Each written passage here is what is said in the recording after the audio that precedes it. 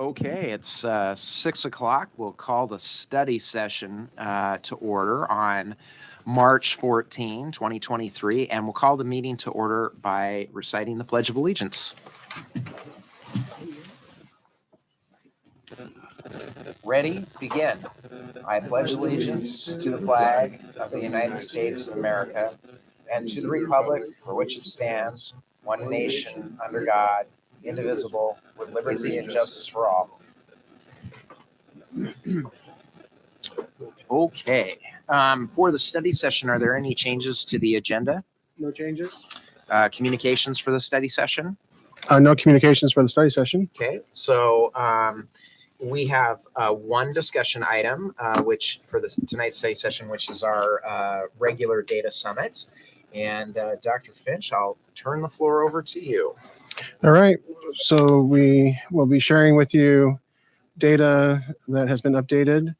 There was some data about graduate follow-up that had not been up to date on our fall summit, and that has now been released by the state. So that's up to date. We have data from our fall to winter assessment for the iReady reading and math. And so we'll look at some student growth data from fall to winter. And then very excited to share with you the FAFSA data, the Federal Financial Aid Form. The state has been able to release that data to us and give us longitudinal data as well. And I'm really excited about the FAFSA because to me, that's a leading indicator. When we look at the graduate follow-up, we're looking at the most recent is class of 2021. So that's a real lagging indicator, but the FAFSA is a leading indicator. And the data that we have is year to date. So we still have an opportunity to make a difference and help kids get their FAFSA turned in. There's great opportunities for financial aid in Washington State now with the college-bound scholarship. That's for students on free and reduced meal. So that's about 50% of our student population in West Valley. That's the college-bound scholarship. And then in addition, there's the WA grant. They just are coming out with a new brand on that, calling it WA grant, Washington College grant. And that's for families that make up to about $102,000. There's additional financial aid available through Washington State. So not only is there the federal Pell grants and that type of thing, but there's a lot of financial aid through Washington State that's available for students. So we're really excited about this FAFSA information because to be eligible for these grants, you have to fill out your federal financial aid form. So we'll start with Stacy Drake is going to share with us the WA Kids, the Washington Kindergarten Inventory of Developing Skills, and the iReady information and the Smarter Balance from last spring. And then after that, she'll turn it back over to me, and I'll take us through some attendance data, discipline data, and then start looking at the postgraduate data. And then we do have the new data to share with you from the Center for Educational Effectiveness. This is perceptual data from students, family, and staff. This has been something that's kind of been missing in our data set in the past. So we have new data to share with you from the fall assessment that we did, and we look forward to continuing that next fall. So we'll have longitudinal data in the future when it comes to perceptual data of students, family, and staff. So Stacy, why don't you take us through the student assessment data? Okay, so we're starting with the WA Kids. This is the assessment that all the kindergartners are given at the beginning of kindergarten within the first 6-8 weeks, and it measures their how they come into kindergarten based on 6 domains. And so if we look overall at the top graph there, you can see that's all students. And so this fall, in October is when we turn in the data. So we were at 60.1% being what they consider ready for kindergarten, kind of on grade level, if you want to say, which is exciting because we're moving back up to our all-time high in 1920, that fall before the pandemic. So we've made some gains, and that's really due in part to our parents and our early learning providers in the community have done a good job really working on those skills with their children. We know that the pandemic really did affect the birth to 5 population, and we've been working with the child care providers and our early learning providers and with parents on how to make up those fill in those gaps and make up those gains. So that is exciting. Then it's broken down by gender. And at the bottom of that page, it's broken down by ethnicity, and you can see that we have slightly closed the gap there, just a little bit, between the Hispanic and the white children who took the assessment.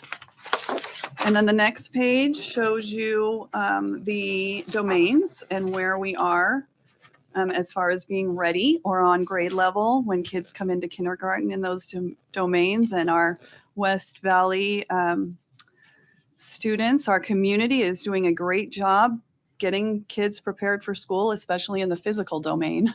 So lots of active children. And that is both gross motor and fine motor for physical. We're excited about the literacy domain. We can do a lot with 84.4% in West Valley being ready to learn to read. And then math is something we're just continually, it's just a little bit lagging behind, but making gains. So that's good news. And then this is the breakdown on this page of those 6 domains that we talked about. How many students are ready in 6 out of 6 areas, 5 out of 6 areas, 4, 3, 2, 1, or 0. And that's broken down by the different subgroups. So there is a little bit of a disparity there. Is there any questions on the WVSD data? Okay.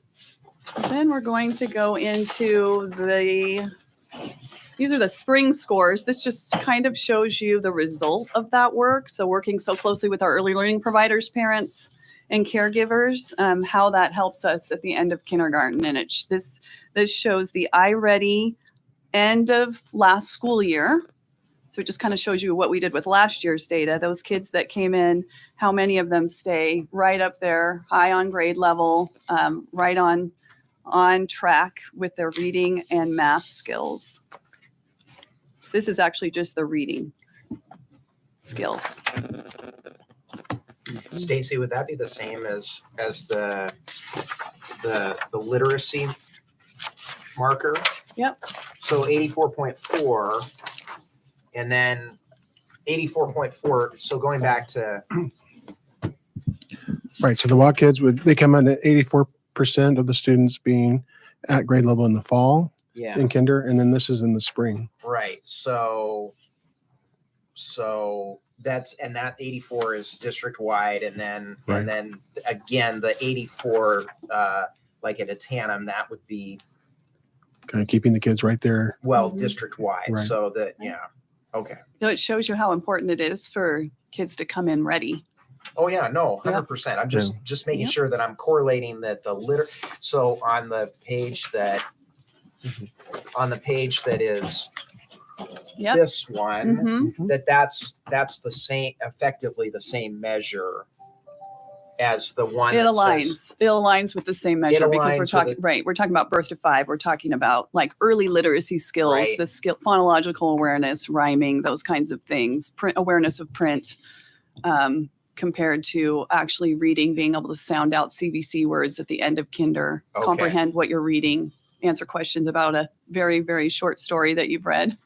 So slightly different, but right. So just to only focus on literacy. Got it. You would say that the WA kids is an entry standard, and then the iReady is the kindergarten grade level standard, or like they say exit standard. Okay. But it's encouraging to see that all 6 of our elementaries have scores above 80%. Which is real encouraging. There's really no outliers. And in the past, we've had schools that were at 100% at the end of kindergarten. So, okay, next we have the iReady reading and math. So this first slide is reading. This is our winter assessment. So we reported in the fall about how students came in the fall and where we were at, and this is where we are for winter. This is just showing the overall placement of students based on the winter diagnostic assessment. So you can see that in kindergarten, how many, the green is how many students are on grade level. And then tier 2, the yellow is just slightly behind. And then tier 3, or at risk for tier 3, is the red, which is 2 grade levels behind which is hard to do in, the early grades. That's why kinder is green and yellow. It's hard to be 2 years behind on a kindergarten assessment. So you can see that the gap widens as kids get older. But overall, we're looking pretty good for winter. And then math is on the next page. Would it be, excuse me, Stacy, but Yeah. would it be correct of me to assume that the yellow kids that are a little behind, you say, if I combine those with the kids that are at grade level, then that would put the percentage of the two combined would be functional in school? Absolutely. Yep. Okay. That's our goal is, of course, to get students who are on the bubble or strategic or right, almost there, is to get them caught up and to move those that are significantly behind up each year so that we can accelerate their learning and get them to catch up. Good. Okay, so then we have math on the next page.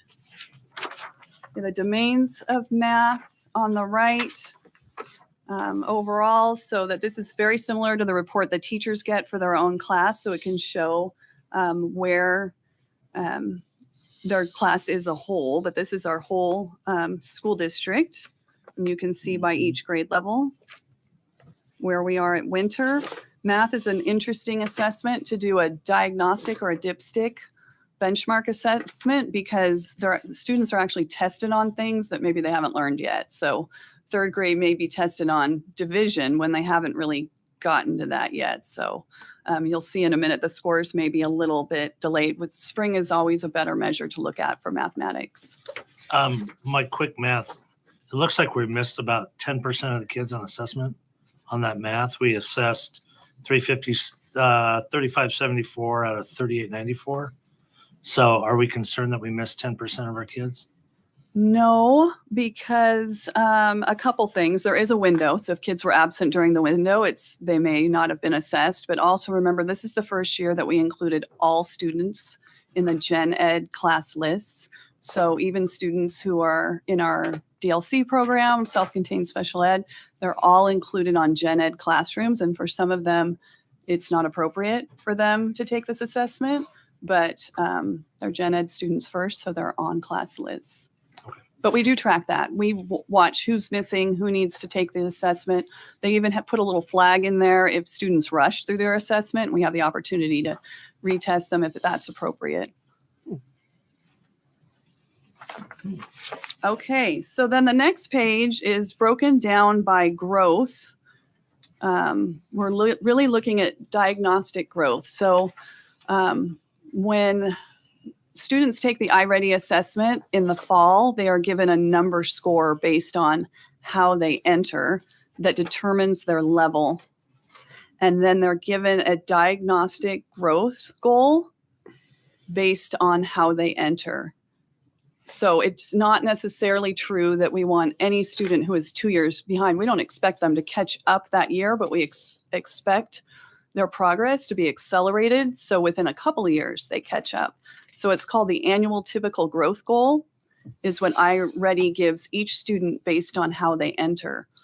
So in the elementary schools this year, in our school improvement plans, grade level teams got together and analyzed their data from last year and how their students did and which students met that annual typical growth goal. Again, meaning that anyone in a classroom should have the opportunity to make 1 year's growth, more than 1 year's growth in 1 year's time.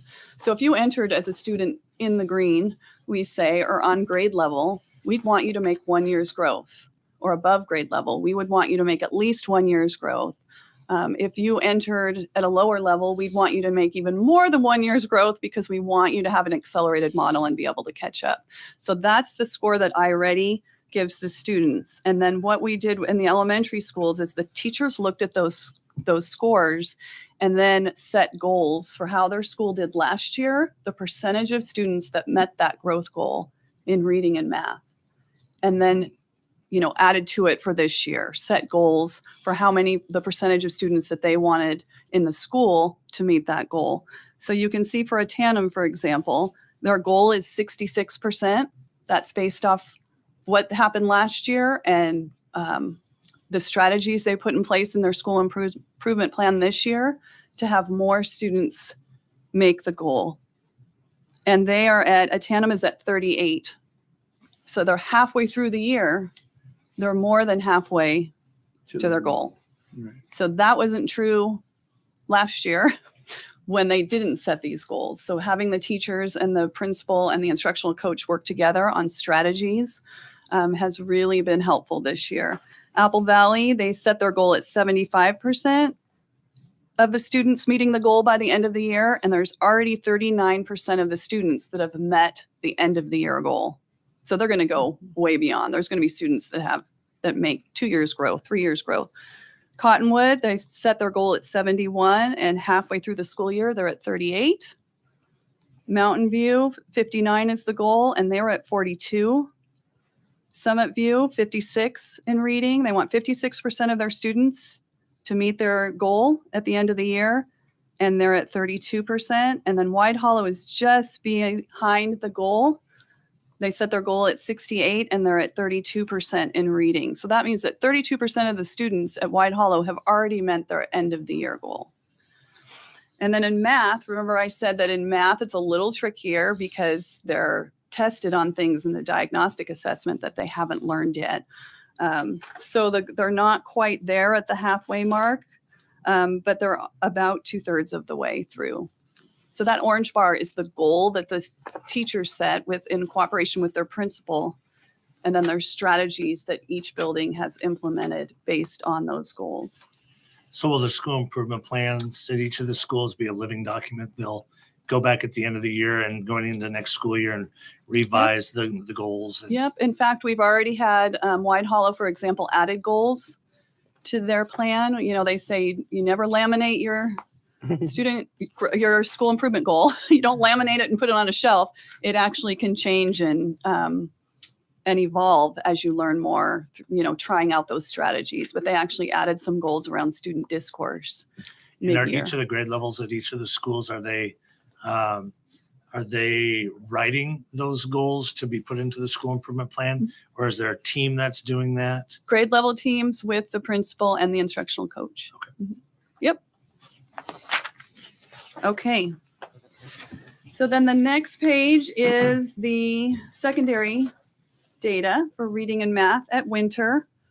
So we didn't have school improvement goals. We're just something we're working on with elementary right now. So for Winter data for the secondary, for the middle level campus and the Innovation Center, I pulled the percentage of students, again, meeting the year-end annual typical growth goal, which is that first set on the top. That's for reading on the left side. So 44% of students in 6th grade at the middle level campus have met the end of year goal, 53% in 7th grade at middle level, and 50% at 8th grade in reading.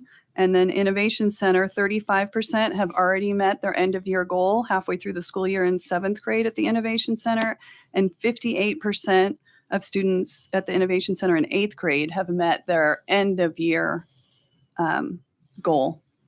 So that's good news. And then the next to the right of that is this percentage of students with improved placement. And that's what really we want to look at when we're talking about the secondary schools and the iReady assessment, because we're looking at possibly students like you saw on the previous pages where could be 1 or 2 years behind.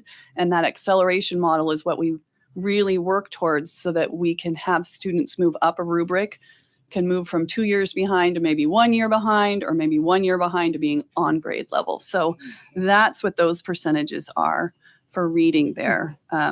So that looks pretty good there, that we're starting to close some gaps.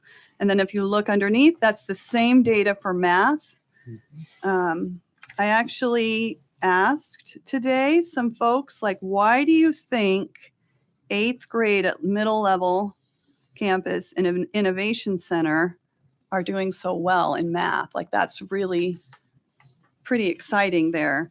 And the person I was asking, it works a lot with the middle level campus, and he said, I really believe it's the teaching style, it's strong teaming, it's instructional coaching, responding to the data, changing your instruction, all of those best practices that we see. So I think you may not remember, but last year math at winter was quite high at 8th grade again. So those are things that we can really, like look at that school, look at the teachers, talk to the instructional coach and see if we can replicate some of those practices.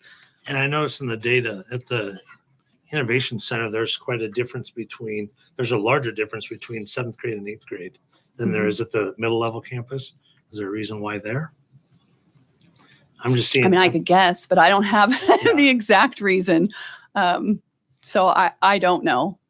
I mean, I'm sure if we knew that those were, if there was the same cohorts of kids, we might say 2 years at the Innovation Center, learning in a project-based manner with a little more flexibility and integration of content is resulting in, with a little more relevance for students is resulting in better gains for kids. But I'm not sure, like, how many of those 8th graders are new to the Innovation Center this year that didn't have it last year. I'm not sure. I just found that interesting in the data. Yeah. Okay, so then the next slide, this is just still the spring SBAC from last year where we analyzed this data in the fall before school started in grade level teams in elementary and in secondary and set some goals around it. It's the same data you saw in the fall that we will be sharing with parents in an upcoming meeting, equity and inclusion meeting. So that, this is just the subgroups and the differences in achievement. Is there any questions about that? All right. Next, we'll move to the student attendance data. So you can see that we had quite a dip during the pandemic and during the 21-22 school year. So, we sure hope we're going to see improvements in attendance as we move forward and coming out of the pandemic.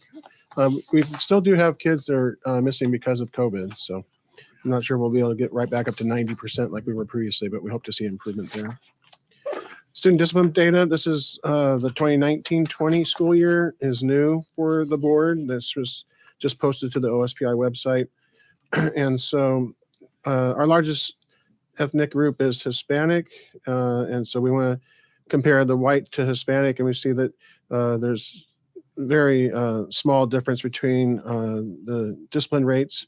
So white is 3.6%, Hispanic 3.9%. So we just want to review and make sure that we don't have disproportionate discipline data. The one that some of these are very low in size, so it can vary year to year. The students with disabilities is one that we've looked at in the past and seen that we do have disproportionality. So in this most recent data, the 19-20 school year, there was 7.5% discipline rate for students with a disability compared to overall was 3.7%. So that is disproportionate in our students with disabilities. If we turn the page, we can look at the trend, and the trend has actually been in a good direction. So down at the bottom of the page is students with disabilities.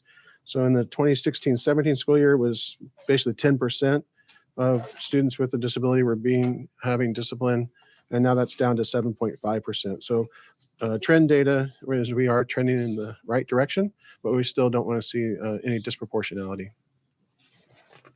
Peter, for the 19-20 data, is it possible that it trended downward because we ended school in March of that year? I mean, I'm not saying that it's not trending in the right direction. I'm just wondering if that plays a role because you're right. Effectively weren't in school the last 3 months of the school year. Yeah, with all the data, we're going to need to always keep in mind the pandemic. I was thinking that about the math scores that there's been gaps, and then they come back and we're able to start filling the gaps and see some nice improvements. But you're absolutely right. We need to continue to think about the pandemic when we look at our data. Next is the data on least restrictive environment. So in our work in co-teaching and co-planning, we're trying to serve students as much as possible in the general education setting, the least restrictive environment. And so this is real encouraging to see that we continue to trend in the right direction. So from November 21 to November 22, we went from 68% to 74%. So that's 74% of students with an IEP are served 80 to 100% of their school day in the general education setting. And so at the secondary level, that would be that they have one period of academic support, but the other 5 periods they're in general education classes. And so, yeah, just trending in the right direction. And this has been a focus for our district is inclusion. We knew it wasn't going to change in just 1 year, that we needed to keep the focus on this and continue to have this as a goal in our district. And so it's nice to see the improvements over time. Next is dual credit. This is also new data for the board. We actually had our 12th graders previously, I think it was about 85, 86% of our 12th graders had achieved a college credit by the time they graduated. This 21-22 data is down to 78.8%. But this year's data, we're expecting to be much higher. We have every senior, nearly every senior is taking the college and the high school public speaking class for English credit. And so we anticipate when we see the 22-23 data in the future that this senior class will be much higher. Next is our 4-year graduation rate for West Valley High School. This is real encouraging to see that in the 21-22, so class of 22 overall was an 88% graduation rate for our high school. And that really is the highest in the time that we've been, that you can look on the OSPI website. So that's in this graph going back to the class of 2017, but 88%. And the real encouraging thing too is if you look at ethnicity, the number there is 86% for Hispanic students and 88% for white. And that's moving from the class of 2017, it was 66%. I apologize that the numbers aren't listed there, but it's I've looked at the numbers. It's Hispanic students going from 66% to 86% graduation rate over that time period. And so really close to closing any type of gap that we have there. So 86% for Hispanic, 88% for all students. So very, very encouraging to see the graduation rate.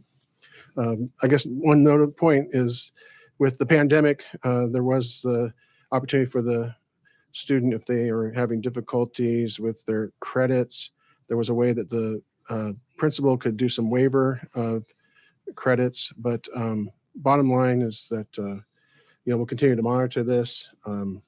We do have graduation success specialists that I check with when we look at every month on the data of our enrollment, and he's able to report every student on where they're at, and being able to show that these students, maybe they are not enrolled in West Valley High School, but they have enrolled in other programs in the area or even across the state. We have students that have transferred to the academy, that's the Public Military Academy over in Bremerton.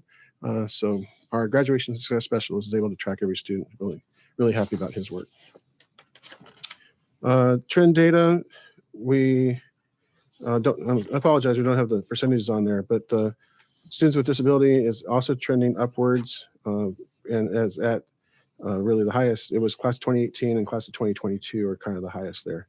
So that's encouraging to see as well.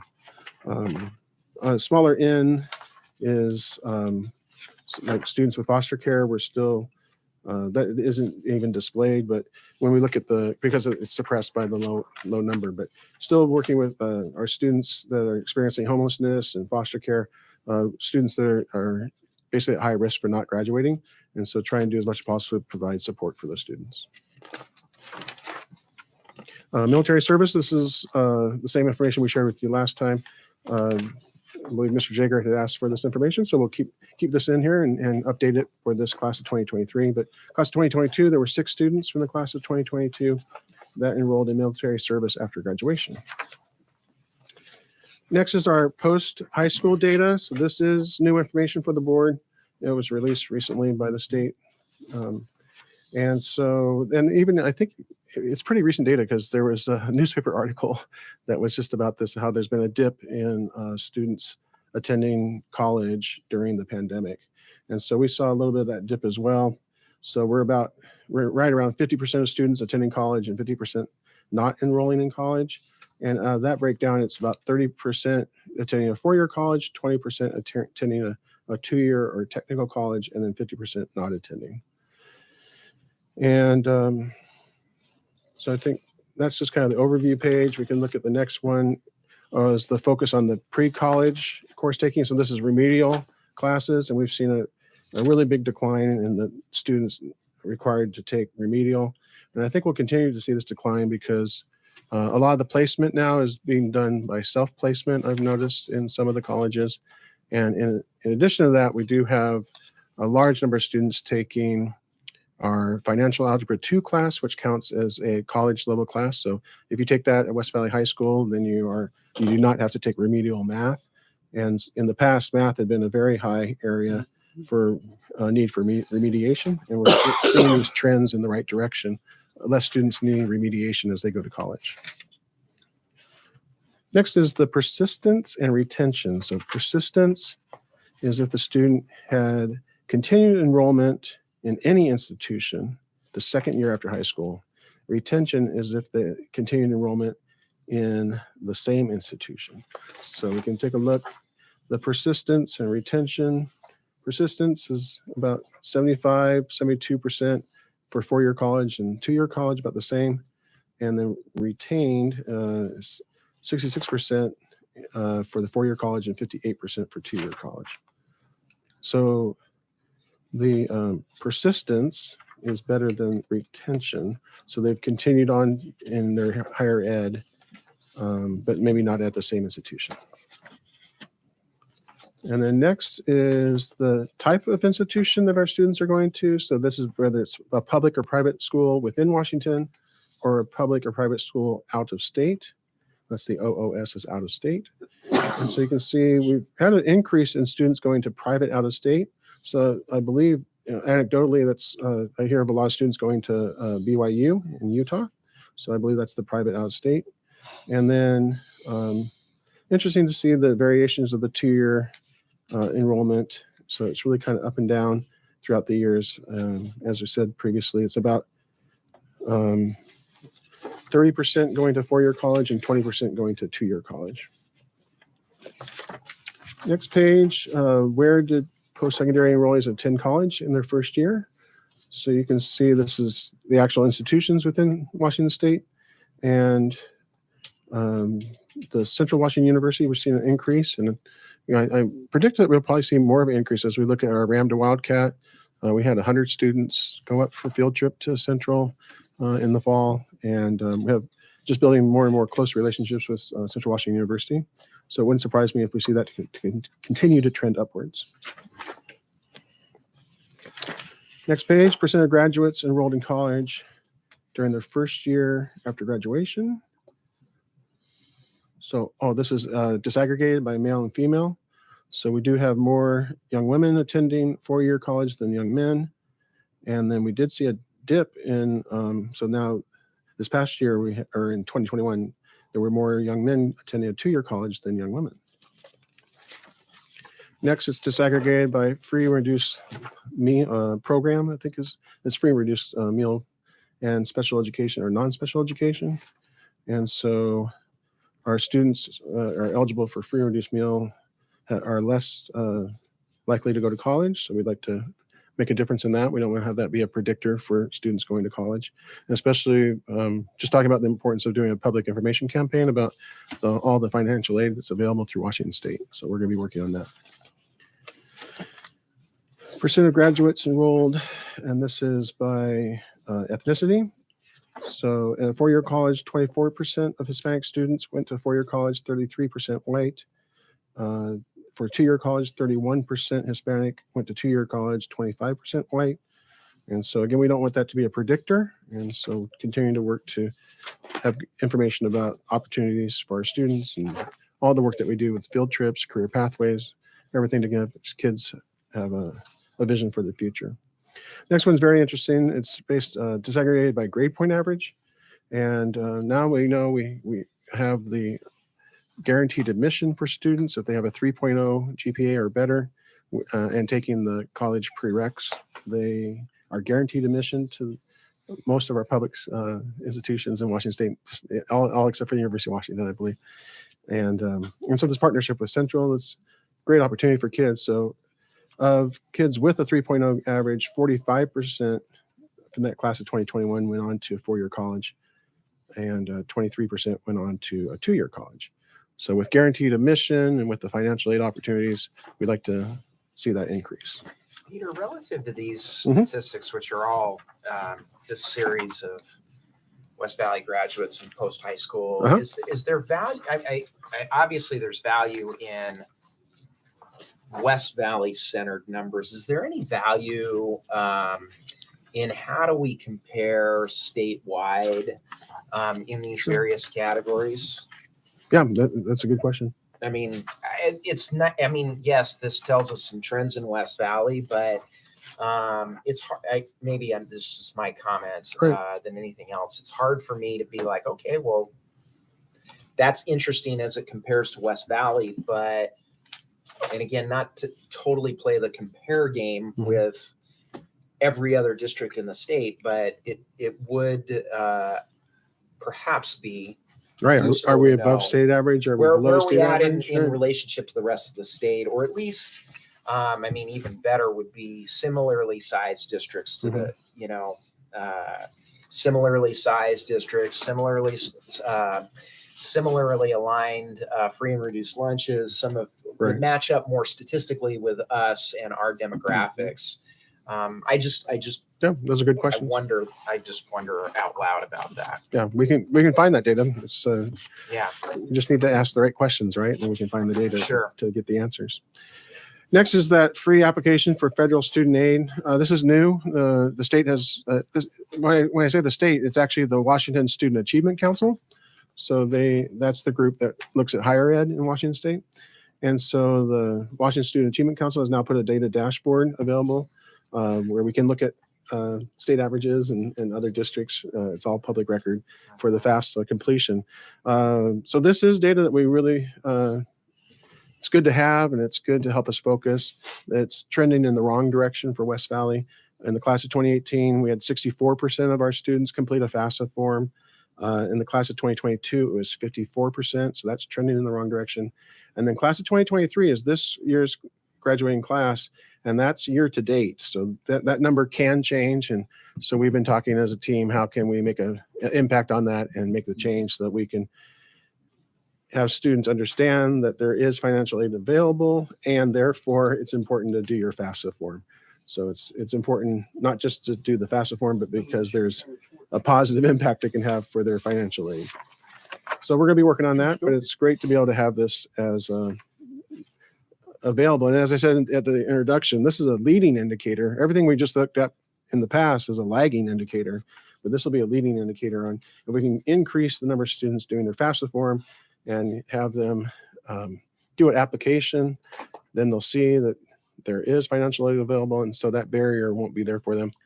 And hopefully we'll see the impact on the number of students going on to either a 2-year technical college or the 4-year college.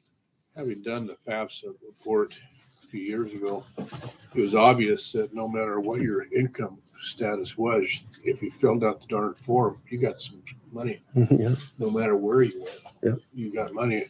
It was the time it took to fill out the form. Right. My concern is we've talked about focusing at the high school level more on counselors working with kids and not paper. Mhm. And I consider that FAFSA is part of that is paper. Mhm. Have we not focused so much on getting kids to do the FAFSA report because we're more concerned about other social emotional needs? Well, we've done some traditional things. We've had a FAFSA night, but I believe we can do more with family engagement. And so that was, Jed and I were talking to Minerva Pardo, our family engagement coordinator, and what were some things, looking at what other districts have done and how to have some technical assistance basically for families in the evening for them to come and do the FAFSA form.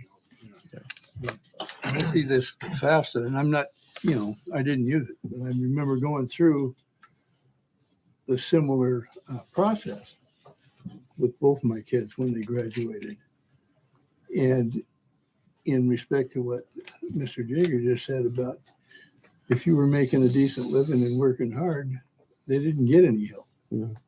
So it's, for me, it's refreshing, and I'm not as ignorant as I used to be 20 seconds ago, that they do get some help regardless. And that was good to hear. Yes. Basically, it's the state legislation the last couple of years have increased the state support for higher ed. And now it's just a matter of us getting that information campaign out there. And I'm continuing to receive information from the Washington Student Achievement Council and then forwarding that to our team. And we're just going to continue to work on ways to improve the awareness that there is increased financial support from the state of Washington for higher ed. So that's what we're working on. All right, and then next is some perceptual data that is new for the board. The first is we had looked at doing a net promoter score and noticed that if we did a Google form, basically we could do that without having to pay the cost to net promoter. And so we'll continue to do this every fall. But in our first baseline data, how likely is it that you would recommend the West Valley School District to a friend or colleague? We had a 73.6% positive response to that. So that's either strongly recommend or recommend. 10.9% was no opinion, and 15.5% was negative. So we'll monitor that on an annual basis and working to improve the perception of the district for our parent and guardians. When did you do this survey? That was in October. And how'd you get the parent? You got 389 people. Right. That was basically multiple, about two email, direct email that we sent. Okay. Yeah. Yeah, Mark? Yeah, Dr. Finch, how did we get any feedback on, I'm just curious about the total negative, which is 15.5%. Any indication as to why they felt that way in that survey? Some were some of the issues that we've heard in the past at board meetings about concerns about curriculum, basically, and things that we've tried to assure people that we're not teaching critical race theory, that we're not teaching sex education to kindergarten students and that type of thing. But still, those type of comments were coming through. Okay, so most of it's curriculum based in terms of their response, you think? That was the majority, and then there are others about concerns about staff administration, this type of thing. So, Okay. but in general, it was positive or no opinion, and the negative was at 15%. Thank you. All right, and then we have the Center for Educational Effectiveness. This was in November and December of this past fall, and so we'll just look through student survey, and then family survey, and then staff survey.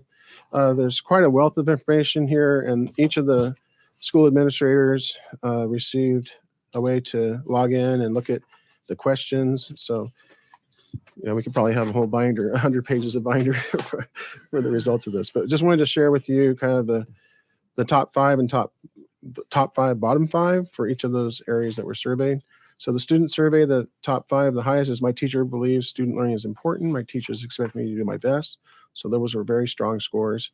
The bottom was most students are respectful of others at this school. And this is something that we've talked about as a board, and looking at student behaviors and our positive behavior support systems. And so this is just another data set that we need to focus on that for improvement in the upcoming year. And then we looked at the bottom response by building level. And so most students are respectful of others at this school.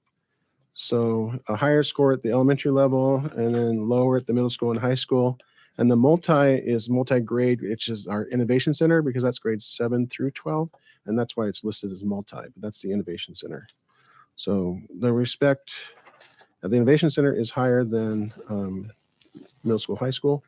And we've talked about need across the board to look at our positive behavior supports, but this is another data set to steer us in that direction, to have that as an area of improvement. Next, the family survey, the top 98.3%. That's the combined of the all the time or most of the time.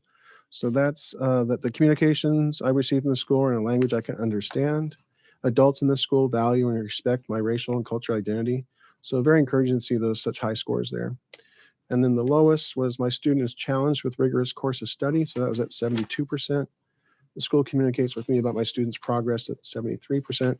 So even though those are low, basically they're still considered very high if they're in the blue. But the areas that we want to focus on, and the school communicates about my student progress. This is an area that at the Innovation Center was one of the lower scores. And so we've talked about ways to improve communication about student progress at the Innovation Center. The bottom one, my students challenged with rigorous course of study.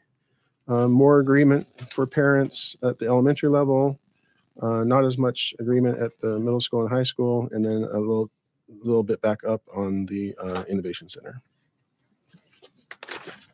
And finally, staff survey. The highest was I'm willing to work at changing my school for the better, 96.1%. I'm willing to be held accountable for student learning, 91%. So very encouraging to see such high scores, over 90%. The lowest score, we talk about race and bigotry as a staff. That was only at 26%. And if we turn the page, we can look at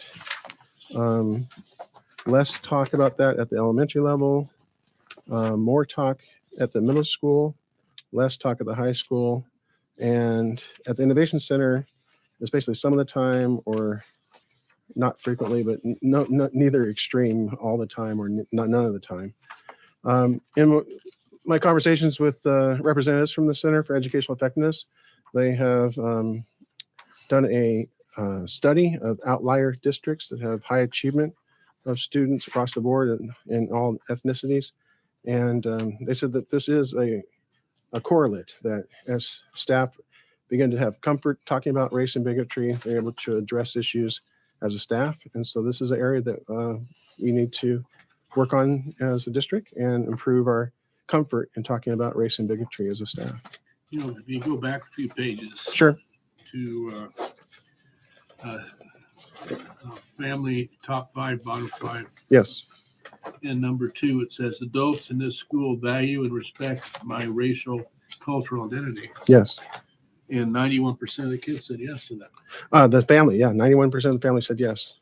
And yet on this one, the kids are saying Yeah, the staff are saying that they don't they don't. talk. Well, they don't talk about talk race about and it. bigotry, right? So that's a difference than saying that we value. It's just about whether we're having conversations about race and bigotry. So you're right. The data from the family survey is very encouraging. It's very strong respect that our families feel. They feel welcome at this school is a very high percentage as well.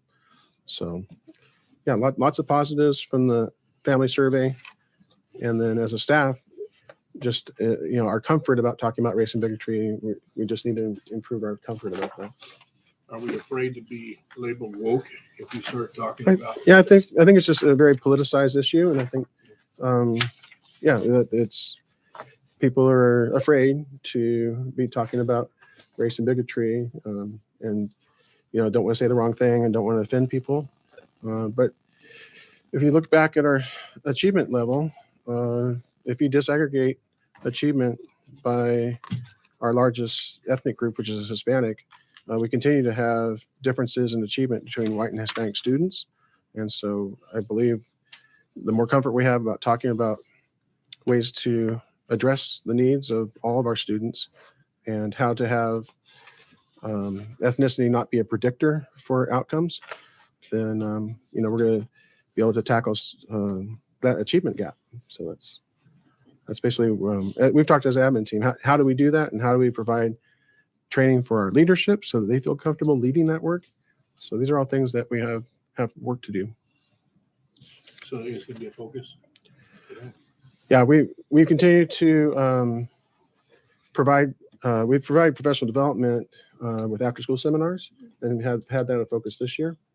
But in terms of how do we bring that so that we've talked about the after school seminars are for clock hours and invitational. So people that want to attend, they show up and they get that professional development. But how do we weave this in so that it's a part of all that we do? Yeah. That's kind of the work that we're working on. And then finally, the demographic data. We have student demographic data there. So this is news. This is from October of 2022. And so our, if you look at the bottom there, Hispanic students has increased from the past year of 36.9% to 39.1%. And so we continue to have an increase in Hispanic students in the district. And so just another reason to continue to normalize these conversations about race and ethnicity and how can we ensure high achievement for all of our students. And then finally, we have the breakdown by teacher and student demographics. So again, the student demographics is 39.1% Hispanic, 53.2% white. Our teaching staff is 92.3% white. And so we've talked about continuing our partnership with Yakima Valley College. We know that, that data show that students that they want to teach, they want to come back and teach and serve their community. And so we want to encourage students that are interested in becoming educators. We want to be able to have that as an offering. And we're continuing to work on supporting the YVC program. We have 11 candidates in classrooms this year for a full year of residency. So they learn the West Valley way. And we want to continue to encourage those candidates who are bilingual to be successful in our classrooms as student teachers, and then be prepared to be hired as teachers. Great program. All right. Well, we got through the data in less than an hour. Quite a lot there and some new data. Just to summarize, really happy that we have the FAFSA, the financial aid data, as a leading indicator. And it gives us some real specific goals to work on to increase the number of students that have completed their FAFSA forms so that they're eligible for financial aid. Peter, I really appreciate, especially the after high school information. I kind of worry. I mean, we figured out around the college thing with making kids who pass a darn test in math in order to take 101 math at college. We figured out a way around that. Is there any thought of trying to work through that by changing the way we teach math at the high school so that the kids could actually take the entrance exam and pass it? Is there any, I mean, we figured a way around it. Right. And Way to address it.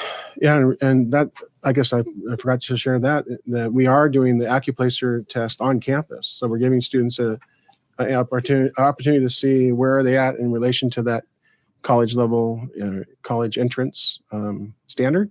And so they can be working on that when they're in high school and not have to wait till they graduate and then know where they're at. So the AccuPlacer is another part of our strategy. When do they take that? We've been taking that like right around the semester break. And so we have all students at the high school take that. If they meet the standard, they don't have to retake it the next year because they've already met the standard. But if they don't meet the standard, then they take it again to see how close they are to meeting the standard. So we start with freshmen. Yeah, just so they have a sense. We had quite a few freshmen that met the standard. But thank you for mentioning that because reminding me to mention that because that's another strategy on ensuring that students know what the college entrance standard is, and then giving them that AccuPlacer test, and then showing, hey, you've met the standard. You're ready to take a college in the high school math class. Also, to answer your question, we are looking at, the financial algebra 2 is basically another way to teach math. It's a way to take a third year of math that's not algebra 2 standard, but it's more financial algebra based. And we have expanded the number of course offerings there so that now we have Jamie Zeller teaching all 5 periods of the day, financial algebra 2, and then Ryan Frula has picked up a period as well. So we have 6 periods of financial algebra 2 this year. So that is basically another way of learning math. I have 2 questions that are numbers questions. Sure. So we have about 5,500 FTE in our district. Do we have any idea how many families that makes up? Because it's not 5,500 families. It would be something less than that. Do we have any idea of the number of families? No, that's a good question. Yeah. Because I'm, going back to the parent survey about 384. I'm just trying to. Is that about a 10%? Is that about a 10% return on that survey or not? I've just again just trying to. Again, I'm in looking at the numbers. I'm trying to analyze what does this tell us? I mean, it tells us what it tells us for the people that responded, but you know, if it's 10% of the if it's 10% of our families, you know, how do we work in a margin for error of, Right. is that how we're really doing that? That's one thing. Mhm. The second thing is I really like, so the student demographic data. So this is near the back, Right. and it's got total student enrollment, gender, federal race, and ethnicity. And then I flip back to the graduation Mhm. rates. Mhm. And I'm curious to, it's interesting, at least for me, to look Mhm. at the percentage of students in our district that make up, you know, non-English language Mhm. learners, Mhm. not foster care, homeless, you know, the various categories that, as we look at this. I mean, again, I'm not trying to minimize. Mhm. I'm not trying to minimize the data, but I'm just trying to understand how many kids we're roughly talking about, or how many Right. students we're roughly talking about when we're looking at the data. Mhm. Because, you know, if we're talking about 100% of 3, then, you know, obviously, Yeah. and what do those trends tell us about the overall demographics Mhm. of the district? So Yep. those are just wonders. If you could figure out some way, and I know it's impossible, to get more than 385 families to respond to this survey would be valuable, because that's less than 10%, I bet. Yeah, well, what I did was, 384 respondents, and I used 5,000 students. Sure. And you divide 384 by 5,000 because you've got a parent or a guardian speaking for each one of those students. And that's going to give you right at 7% or a little Sure. less than 7%. Yeah. And that's not very indicative of our overall population. Or is not really reliable. Is it reliable to rely on 7% to tell us how we're, you know, to measure the strongly recommends versus favorable? I mean, it's what it is for the people that responded. Mhm. And frankly, the argument can be made that people that want to respond to that survey, you could use it both ways. People that would want to respond would say, well, I'm going to strongly, you know, not recommend Mhm. because they're really upset about something. So, I mean, but again, I think it goes back to the overall point of, well, if it's 7% or 10%, that's, you know, we've got to start. I mean, I guess we start somewhere. And then, That's what I was going to say. Yeah. You know, this is baseline, and we'll do the same survey annually, and we'll take a look at what the response rate is, and continue to monitor the. You know, we want to have a positive response. That's our goal, but we'll take a look at that. Thanks for Yeah. indulging my notes. Well, thanks for the information. Yes. You bet. All right. Comprehensive. Thank you for all the hard work that was put into putting this together, because it's very informative. Okay, so anything else from the board? The regular school board meeting is scheduled to start at the top of the hour, but why don't we take a 10-minute recess, and we'll start the school board meeting we'll start at actually 12-minute recess. We'll start the school board meeting at 7:10. Sounds good. Thank you.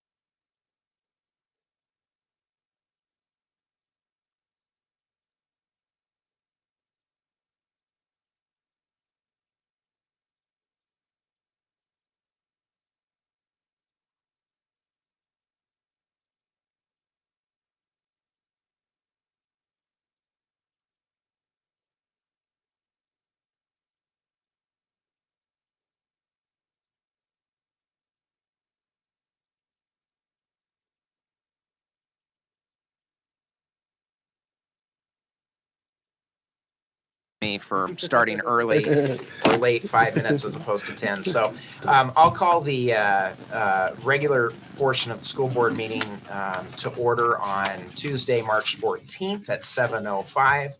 And first order of business is to recite the Pledge of Allegiance, which is right over here. Get it memorized.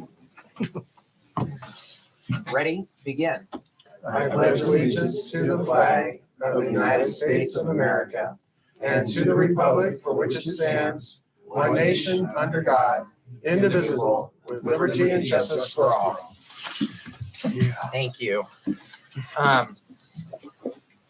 It's a pleasure to be out here at Mountain View tonight. It will I think I said this last year, it'll be forever etched in my brain that this was the last school board meeting that we had right before the pandemic shut us down in 2020. So it'll always be something that I'll never forget. I don't think any of the board members will either. So anyway, on to item number 4, changes to the agenda. Are there any this evening? No changes? Okay. Item 5, communications. All right, first we have a response to public comment. So at the school board meeting on February 28th, the community member asked about the procedure to review library books. Another community member asked about the use of emergency relief funds. To review library books, a person should contact the school principal and arrange a time to visit the school library. Next, the district's focus for the use of emergency relief funds during the school year has been to provide academic support and intervention during the school day for students who were negatively impacted by the COVID pandemic. Funds for academic intervention have been used for additional parapro staff at the elementary level and additional certificated staff at the secondary level. And that concludes the response to public comment. Thank you, Dr. Finch. Item 5B is school retirees appreciation. And I think there's a proclamation.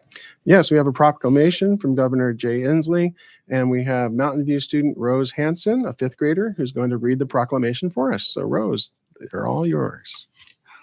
The State of Washington Proclamation. Whereas Washington State recognizes the accomplishments of all retired school employees, and whereas it is important to acknowledge the importance of educating and assisting school retirees in meeting the special challenges retirement brings and work to improve their general welfare. And whereas school retirees and organizations like the Washington State School Retirees Association aid in advancing education by supporting high educational standards.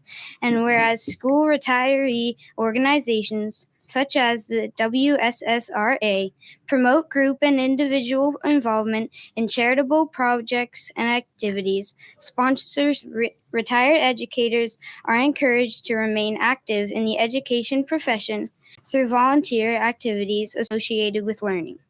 Now, therefore, I, Jay Inslee, Governor of the State of Washington, do hereby proclaim March 20th through March 26th, 2023, as School Retirees Appreciation Week in Washington, and I encourage all people in our state to join me in this special observance.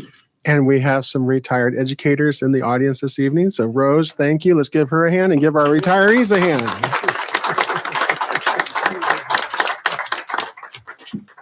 Thank you, Rose. All Dr. right. Finch, would you like to tell us about another communication that we got from NASA? Yes, we received this information from NASA that a Mountain View student, Anna Hollett, who is a 5th grader, she was one of the finalists in the Power to Explore Challenge.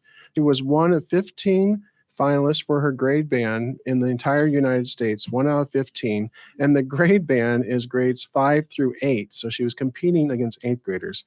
So we're very proud of our 5th grader here from Mountain View, Anna Hollett, for getting this national recognition. Congratulations.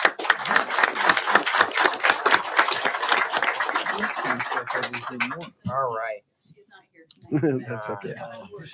Excellent. Thank you. All right, as I said, it's a pleasure to be out here at Mountain View. It's very cozy in here, which is it's very intimate. It's very nice. And Dr. Finch, would you like to introduce our school presentation this Yeah, evening? very good. So we are going to have a presentation on the screen here. So we'll have the board join the audience, and our principal, Debbie Cameron, is going to lead the presentation. So Debbie, give us a chance to get into the audience, and then we can start. John, get out of my chair.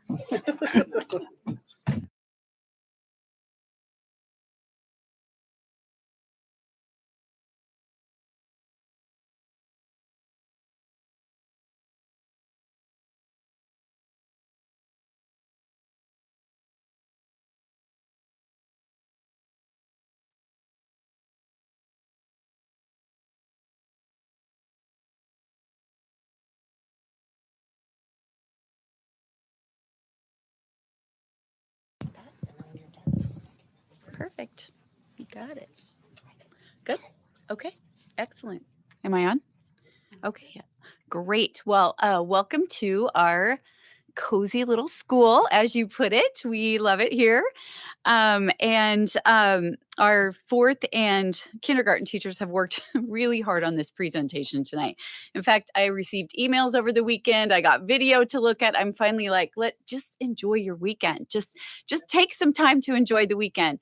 But this presentation will allow you to see what they put into their job, because they put the same kind of effort, and they put it all in. They are all in. So I am going to go ahead and get started.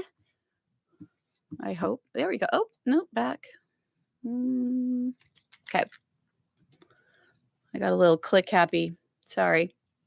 All right. So our district focus has been on inclusionary practice. And so that's our overreaching. And so we wanted to break that down a little bit and look at something that we could work on, and set a smaller goal working towards that practice. And so this year, Mountain View has focused on providing access for all students to grade level content, and doing that specifically through examining any potential barriers that students might be having and working collaboratively to remove them. And so that approach, the approach that we've taken, has some different components, and that's our PLC work, our data meetings with our coach support, and as well as our professional development. And that's all guided through the lens of teacher reflection and that collective efficacy, which is one of my favorite parts. And I know you've all, if you've been on a board meeting where I presented before, you've heard John Hattie, because I feel like I present John Hattie's work almost every time that I'm up here. But that's because I believe in it. And that collective teacher efficacy has an effect size of 1.57. And for those of you not familiar with that, John Hattie is a researcher as well as an author that put about 25 years of examining visible learning for students.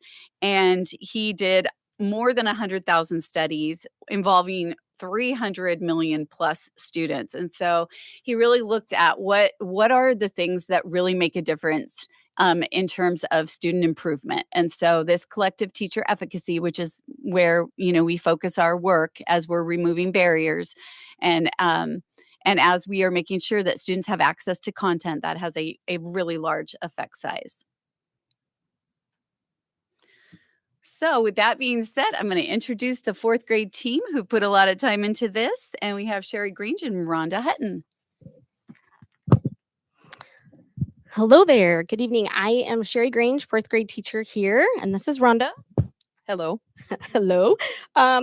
So we're excited to share with you tonight. We get to walk you through some of the things that we think are pretty important here at Mountain View. And we want all kids to succeed, and we think we share that common goal with all of you. When you look at those faces on the screen, those kids right there are why we do exactly what we do. And they are why we collect a lot of data, and they are why we try as hard as possible to remove barriers so that they can be as successful as possible. To some, we know they're just a number or a percentage on a bar graph. their score, but to us, they are the reason. They are the why for what we do. So we are going to walk you through our PLC process and what that looks like here for us in 4th grade, because those kids are not just my kids, Sherry Grange's kids, or Rhonda Hutton's kids. They are our kids, and we shared them. Okay, thank you. The sad truth, though, when you see that picture is that some of those kids have some barriers. Oftentimes, we find attendance can be a real issue for kids, whether they are missing the bus a lot or we don't have somebody at home helping them get onto the bus, illness, things that are happening in their family, keeping them out of school sometimes. Sometimes behavior issues, and I don't mean necessarily just causing a disruption in a classroom, but things like attention and focus are hard for a lot of kids. So that's difficult for them depending where they're being placed. The pacing is sometimes too fast or too slow for an entire class. And right now, Sherry and I have data that comes to us showing that we have 4th graders ranked from 1st grade to 5th grade in their reading and math skills. And so you can see how difficult that is to pace it when you have some that need to move on and you have some that need to go over it another 4 or 5 times. Many kids have ACEs or adverse childhood experiences. Our counselor's done a great job to teach the brain to a lot of the kids and us teachers. So some of those kids have prefrontal cortexes that are stressed out, their lids are flipped, and their amygdalas are exposed. And they all know what that means now. So we all know how to mountain breathe and lots of different things to help us through. When children are stressed out, we know they aren't learning. Language barriers cause issues, and we don't just mean maybe being from a home that speaks another language, but lots of kids are on devices these days, and we're finding that speaking face-to-face even is hard for some children. They come in sometimes not with a mastery of any prerequisite skill that they need for our 4th grade level.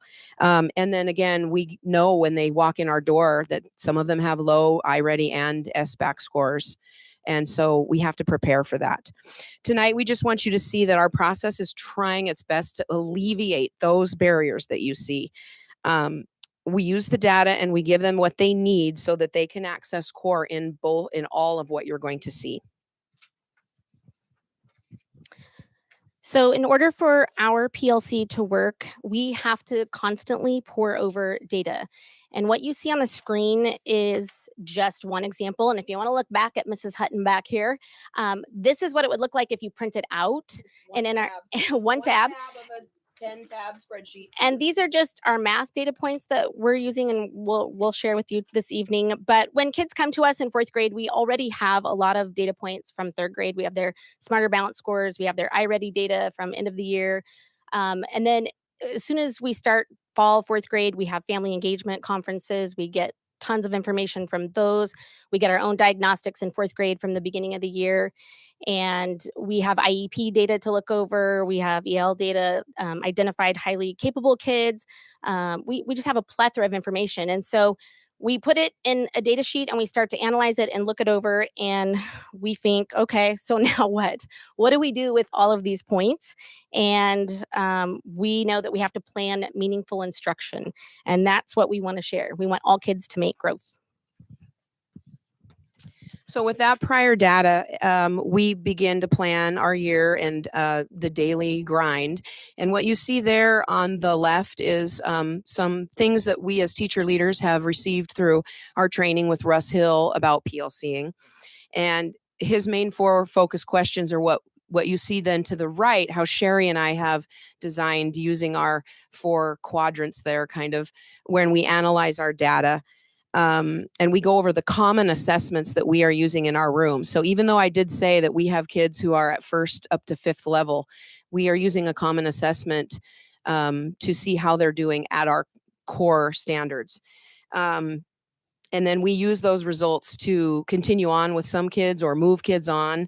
And we are constantly changing kids in their groups and how they get their instruction. So one week, and one of my partners is sitting in the audience, Laura Wilkinson, they might do very well on a test. And so she can do some other things in my room, but if I have a kid who's falling, she can pull him, I can pull him. Then the next week it's not him, it's a different kid that isn't doing it well on a different core standard. So that's what that's how we continue to know that what we are doing is working.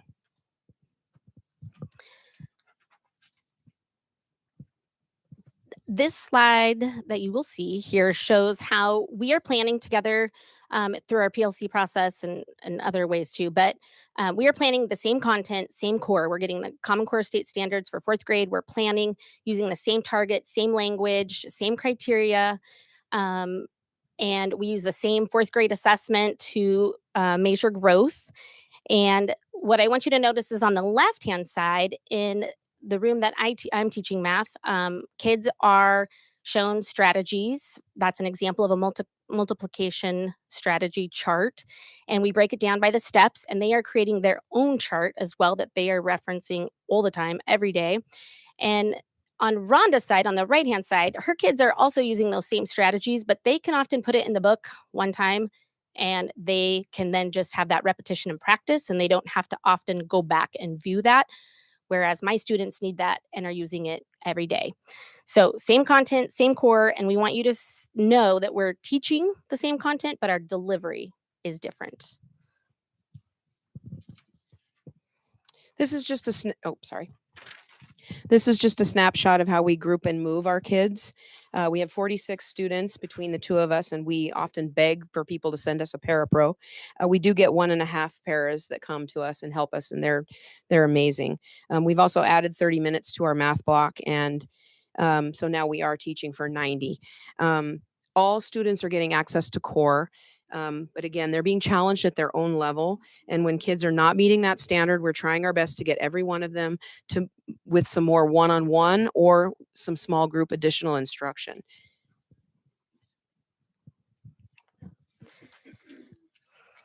If you would look in our classroom, you would see, hopefully you would notice, and you would see barriers being removed for our students. The picture on the left shows that kids are sitting in a small group. I think there are 8 or 9 in that picture, and they are in close proximity to me. And sometimes I literally have to do a song and dance and snap my fingers and a cartwheel every once in a while to keep them with me, focused, engaged. But they are right there, and they are accountable. And I can hear any misconceptions when they're close by, and I can correct those, give them immediate feedback. And I love having them just so close to me. When you look at the picture at the middle, students feel really safe and comfortable to share with one another, correct mistakes, share their thinking up front. And on the right-hand side, we have kids who are getting extra practice, guided practice with a para in a small group format. And they also get that immediate corrective feedback for the practice that they are doing there. Next slide. One thing that I love is on the left-hand side, you'll see a student using manipulatives. And when I'm teaching the groups of kids that I see for math, they often need to use manipulatives. They need to count things out. They need to physically touch it so they can move from the concrete to the abstract. And that does slow down our pacing at times. But they need that, and they're getting that to reach the core. In the middle, again, you'll see a student who is being the teacher. So when you look to the right, we have this poster that's hanging there all of the time, and kids often vie and fight over who gets to be the teacher for that lesson or for that problem. And they use those steps to think out loud for the rest of the group. And I just think that gives them that extra metacognition. They're thinking about their math thinking. And it's exciting to see how these kids are excited for math. So a lot of the same goes for us, but I have 29 children in my room that are mostly just under grade level all the way up to our high cap kids. And we use more, or a lot, not more, because she is doing the same thing, just at a different level. We use a lot of self-evaluation, the partner work, and pushing the kids to always try on their own first, and then using comparison with other people and other kids to figure out what is happening in the problem that's correct or incorrect. We need them to figure out why. I'm always pushing them to discuss their errors constantly. We're trying to make sure that they understand that their mistakes are important. And if they're not making mistakes, then they're probably not being pushed hard enough. And maybe they need to even say, and I have had kids come up and say, this is too easy. Will you make my iReady harder and things like that. So that's what's really been working for us over there too. So we're going to show two clips. We're going to show two clips. And what you really are going to see from my first one here is that I'm asking questions that make kids analyze why we are going over mistakes, them thinking about common mistakes so they know that it's okay to make those mistakes, and how we push them to use their mistakes to improve those math skills of theirs. Everyone in our groups are both using metacognition, but at their own level and their own pace. You're also going to hear thinking from a high cap student, a student from the reading room, a special ed student, and some kids who receive no special services at all. You're going to see self-talk from one student who really has a hard time with focus, and this is how he focuses himself, and he's using strategies that we've pre-taught for him. And you're going to see all 6 levels of Bloom's taxonomy.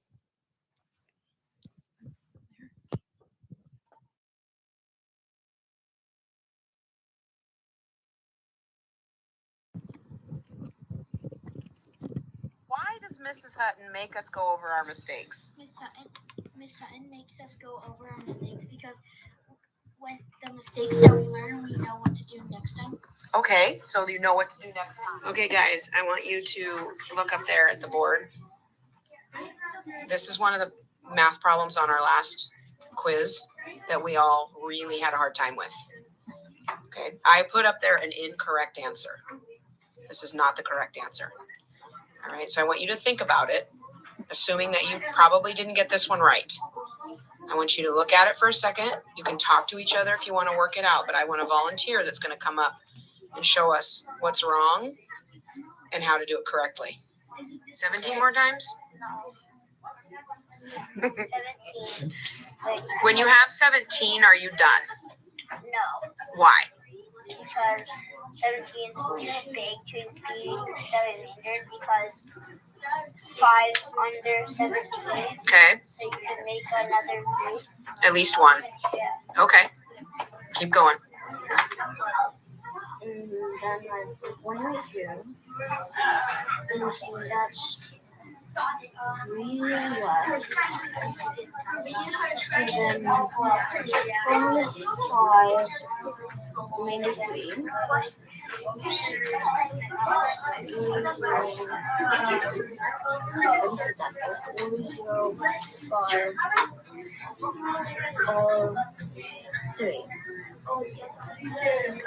Done. Excellent. Can you think of a way to check it? I kind of did. So what to do is you look at your numbers and you figure out what it multiplies to and see if that's correct number. Your neighbor. Put your hand in the air if you think you could say, what is one of the biggest mistakes that 4th graders make when we're doing our division, our bigger number division? What's something that for all 4th graders, no matter how easy peasy or smarty pantsy you are, there are mistakes that people are always going to make. What are the most common mistakes that someone is going to make? Sam, what do you think? Subtraction, when they're like subtracting on the dividing. It's the mistake that 4th graders will do with zeros, Reese. Okay, can you give me an example? So if, like, say this one, maybe instead of doing 300, I might have done 30. Oh. Not added enough zeros, and then it would have only been 140, and then I would have added that wrong, which would have messed up my whole problem. Okay, messed up the whole problem. Get you right from the start. You will now see a clip from my classroom. And what I love about this clip is that I'm also teaching the same 4th grade content, but my students needed an entry point. I have some students who are up to 3 grade levels behind 4th grade. And so we had to just start with acting out division problems and we got down on the floor, we had manipulatives, and Mrs. Hutton and I just talk about monkeys and bananas at the beginning of division, and we say, okay, we're a zookeeper and we have all these bananas and we have to have all these bananas and we have to pass them out to monkeys. And it just makes it like a concrete example to hook into their minds. And so we started with manipulatives, and then you can see that we have moved to the 4th grade strategy, and kids are checking their work. And a student has come up front to show how she had made a mistake, but she found it and is correcting it and walking us through it. It's really it's poor audio, so just kind of bear with it.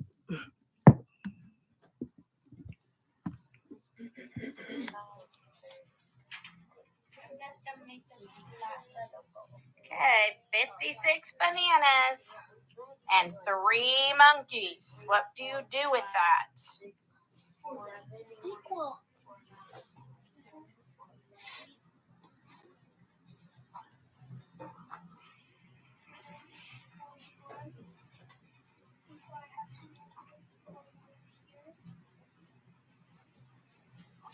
All right, and I think this is where some kids got stuck. So really explain what you did next, because I think this step was really hard for some kids. So what did your brain think when you got there? I thought different ways, like different numbers that I could do. So first I thought if I could do 5, so I thought 5, 10, 15, but that's only 15. And so I tried a bigger number, it's 10.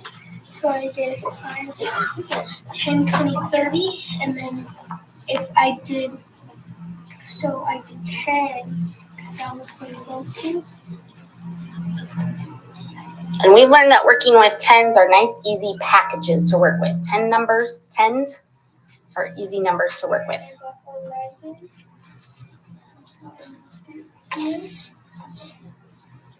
All right, will you step to the side right quick? Everybody look at that step that she just completed. She went 3 times 10 is 30. And so she just passed out 30 bananas. Does that step make sense to everybody? Yeah, because I also did that. You also did that too? Okay. And so now how many bananas does she have left to get rid of? 11. She has 11 bananas to get rid of. Good. Okay. So what are you going to do next, Noni?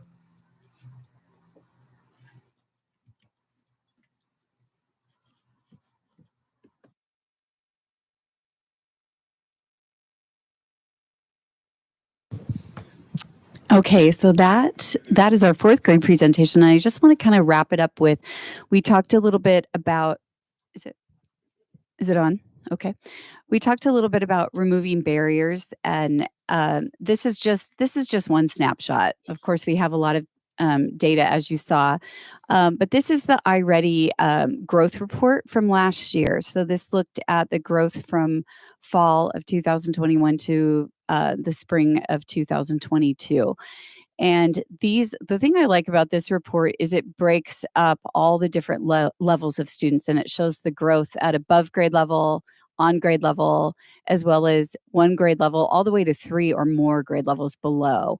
And so that really, it's a nice report that lets you take a look at, are we really focusing on the barriers for all of our students? Are we looking at each the needs for all of them? And so that was a report that we took a look at the beginning of the year. All right. Next up is Kinder. So they have also a presentation here as well. Yeah. Oh yeah. Oh, whoops. I might be a little dense. I need some help interpreting what like 126% means.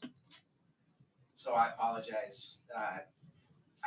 I don't quite know how to read this. Oh, sure. Absolutely. So that means that in that mid or above grade level, if you took an average of the score, if you took an average of the scores for that group of kids, it would be an average of 126% growth. Okay. Thank you. Uh-huh. A year's worth of growth is 100%. So the Correct. average is higher than 100%, right? Higher than a year's worth of growth. Yes, correct.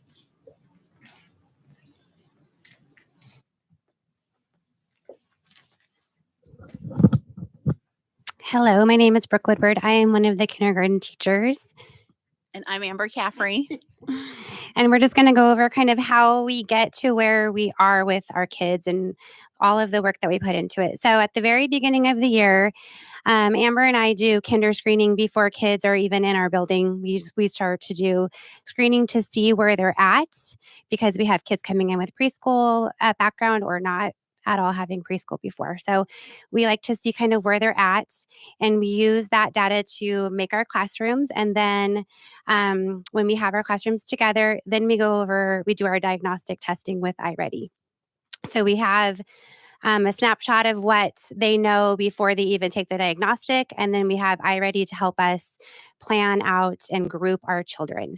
So when we get the iReady data, we meet together with our coach, and we talk about basically where they're at and how we're going to group these kids to help them meet their needs no matter where they are. So we sit down together, we talk about that data, and we put them in groups. I don't know if you can see over here, there's a couple of slides that's my classroom that we have for RTI. So we do a math group and a reading group every single morning, 30-minute rotations.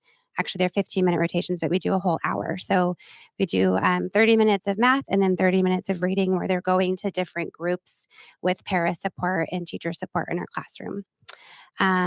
As we are working with them, we talk all of the time, and we're discussing, okay, these kids have this, so we really need to challenge them with something different, or these kids are really struggling, we need to provide more intervention with them. So that's what we are using all of this data for, is to constantly move our kids wherever we need them to be, so we could help either challenge them and just make sure that they're getting the support that they need to be successful in kindergarten.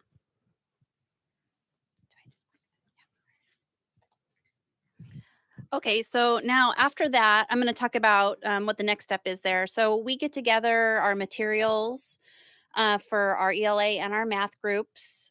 We have anchor charts with our strategies and targets, and then we use multisensory ELA and math materials. So we are trying to engage them in all the different types of ways that they learn, and kind of have fun at the same time.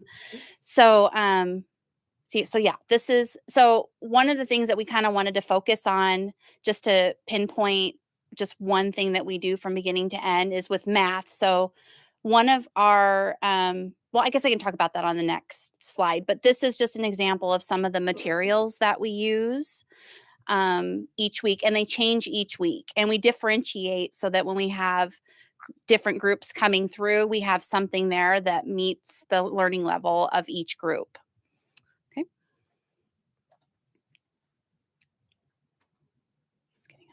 Okay, so, and then we get together and we PLC.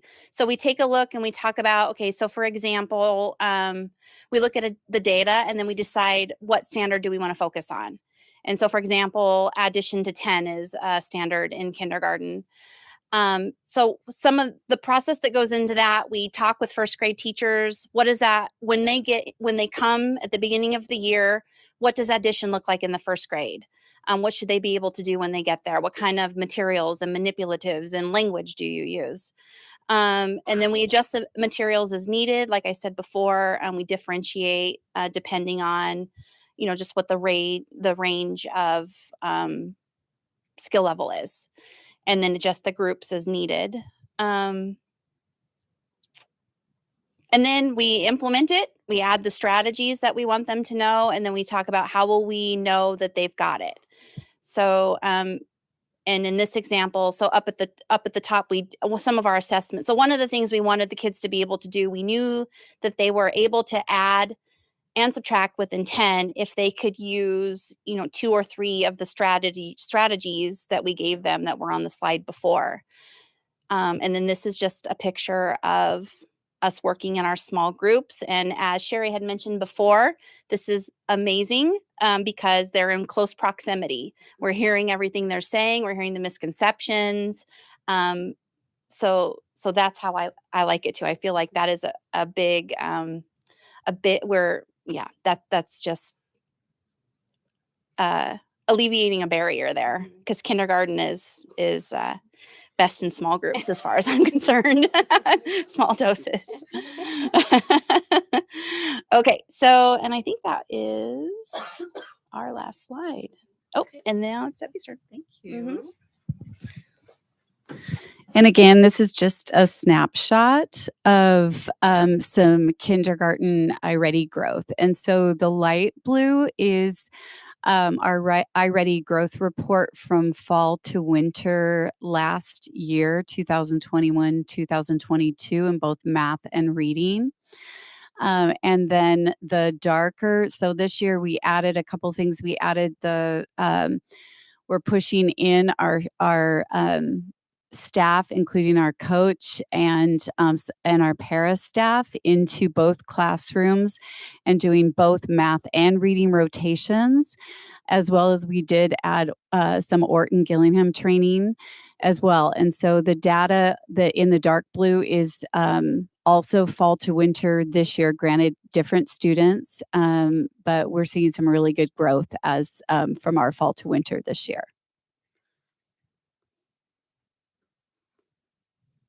And that there's a lot that goes into that numbers as well. Absolutely.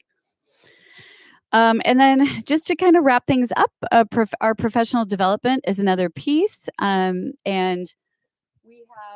we have our leadership team, and that we closely examined the inclusionary rubric this year and thought about our next steps. And again, this year we focused on removing barriers. And looked at, assistive tech, small group, some of the things that you saw there. And then our coach worked on our professional development and incorporated some habits that accelerate learning that is embedded into our focus right now. And that's from Teach Like a Champion 3.0. And that has been much of our professional development this year. So next steps, and you can see all the buzzwords there. You can see the things that we talked about tonight. You can see inclusion and data meetings and access and PLC and all the things that we are prioritizing. And we're currently working on our focus for next year. But I would like to end, there's a lot of Mountain View staff here, not just the presenters, but there's a second grade teacher, our reading coach is here. We have a first grade teacher. We have our librarian over there in the corner. And I just would really like to end with a thank you to the Mountain View staff. They made a commitment this year to talk about barriers and access to content for all students, and they are doing the work. And if you ask them about the work, and if you ask any of them about it, they are able to tell you. So a big shout out to Mountain View.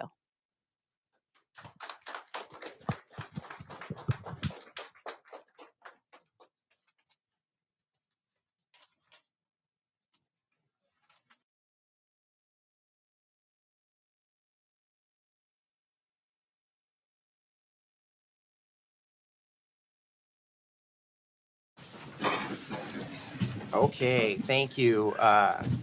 We have, yeah, I was just gonna ask if the board members had any questions. How do you do common plan? How do you arrange for getting together as kindergarten teachers or fourth grade teachers? How do you get together to work?